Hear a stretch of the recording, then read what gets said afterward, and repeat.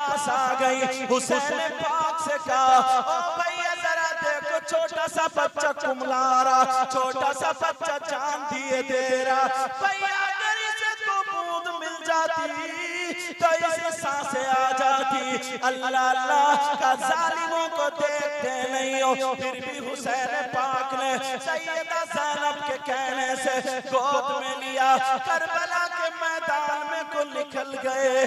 जरा सोचो इतनी नस्लों के बाद हम सैयद है तो लोग कितने मौलाना लोग भी हाथ चूमते हैं, वो तो डायरेक्ट हुसैन के बेटे हैं। और नौजवानों आज तुम मेले में जाकर के दूसरे की बहन बेटियों को तकते हो, तुम हंसी मजाक ठिठे करते हो, बोलो कितने जुल्म कर रहे हैं। जरा मुहर्रम आज तुमने तबीयत खुश कर दी है ये प्रोग्राम करके। देवीपुरा के खजूर नौजवानों सुनो, तुम्हारे बाप को मुबारकबाद है। अब तेरा इमाम हुसैन पाक के बेटे अल्लाह अल्लाह गोद में छोटे से बच्चे हैं। करबला के मैदान में हुसैन पाक भी तो है। हुसैन पाक कह रहे लोगों अगर तुम्हें तीर चलाना मुझ पे चला, तुम्हें तलवार चलानी है मुझ पे चला, तुम्हें पर्चे चलाना है मुझ पे चला। मेरे इस छोटे से बच्चे ने क्या बिगाड़ा तुम्हारा, इस बच्चे ने क्या किया। अल्लाह अल्लाह जब इतना काम मगर जालिमों को रहम नहीं आया, ऐसा तीर चलाया और मौलाना ऐसा तीर चलाया। अरे तुम अगर उस तीर की तारीख पढ़ोगे तो वो तीर वो था जो घोड़ों पे चलाया जाता था, जानवरों पे चलाया जाता था।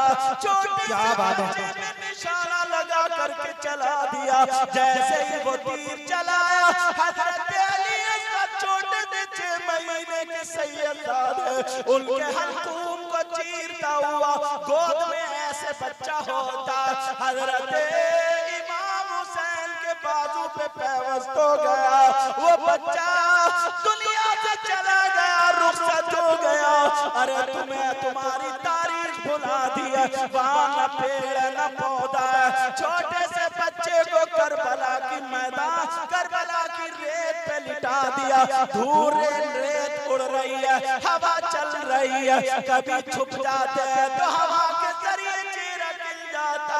और तुम हो ढोल बजाने में तुम्हें लगा दिया, एक दूसरे की बहन बेटियों को तकने में लगा दिया। जरा देखो छोटे छोटे बच्चे मोबाइल चलाने लगे, ये फिल्में देख रहे हैं, ये नाच गाने देख रहे हैं। एक उस मोबाइलों में जो वो औरतें जो फाहिशा औरतें वो नाच रही हैं, छोटा सा बच्चा उनके गाने सुन रहा। अरे तेरे कलमा याद क्यों नहीं हुआ, तू हाफिज़ कुरान क्यों नहीं हुआ, तुझे नबी का नाम क्यों याद नहीं आया।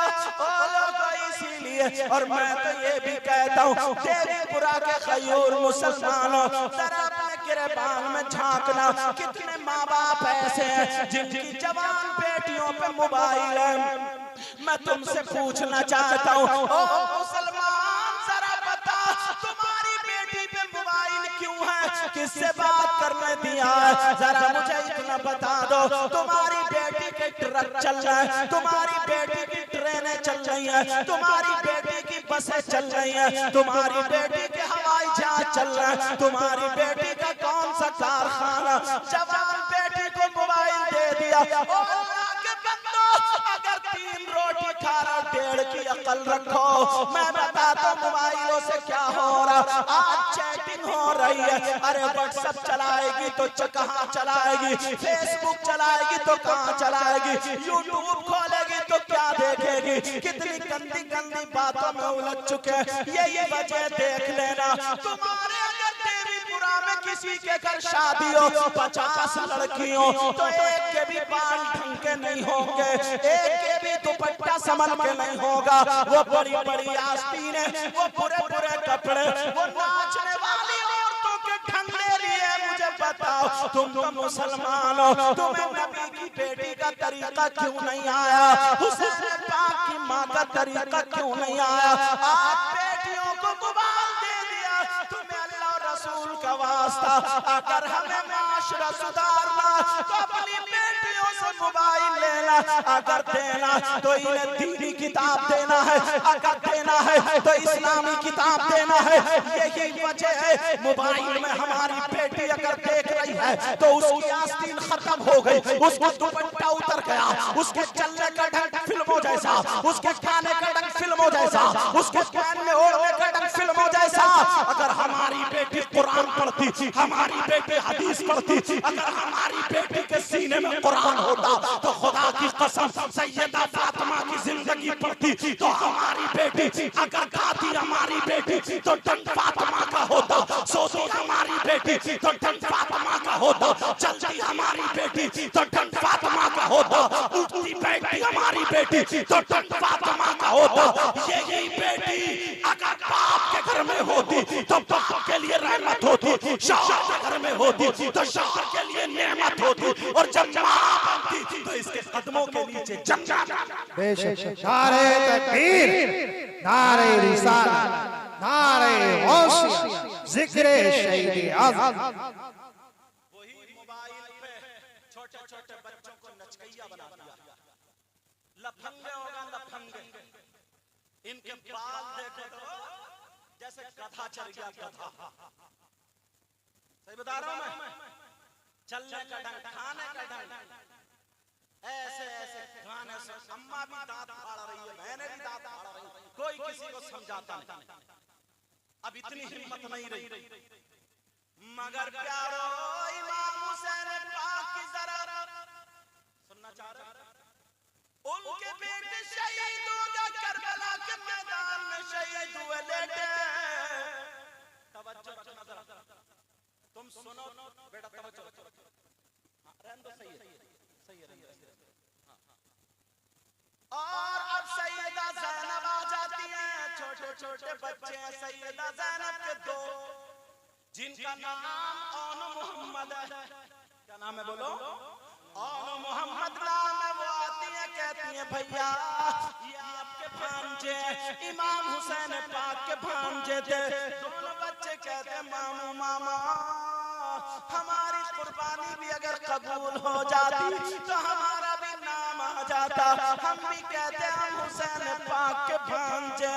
कहा नहीं मेरे दिल के टुकड़ो, तुम मेरी बहन के बच्चे, तुम्हें कैसे इजाजत दे दूं।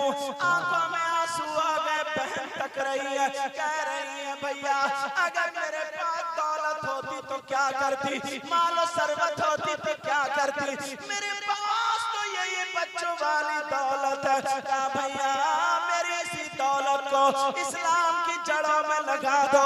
अल्लाह, दोनों बच्चों ने तलवारें ली, करबला के मैदान में आकर के शहीद हो गए। हजरत अब्बास के बाजू कट गए।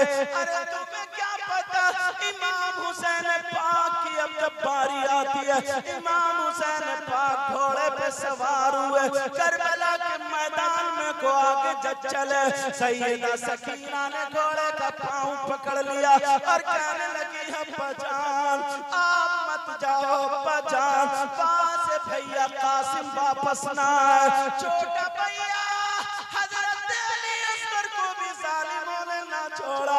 कहा वहां से फुप्पो के बच्चे और मोहम्मद भी वापस ना आए। भाई चाचा अब्बास के बाजू काट दिए। अब्बा जान आप भी जा रहे हो? कहा बेटा हाँ, मैं तुम्हारे नाना से जो वादा किया था मैं वो वादा पूरा करने के लिए जा रहा हूँ। कहा बेटा सुनो, हम वो लोग हैं जो अपने आप को नहीं बल्कि दीन को बचाते हैं। इतने में सैयदा ज़ैनब आ गई और आकर के अपनी बेटी भतीजी को गले से लगा लिया। कहा मेरे लाल हमें सब्र करना है और नाना के दीन को बचाना। सैयदा ज़ैनब ने सकीना को ले लिया, जालिमों ने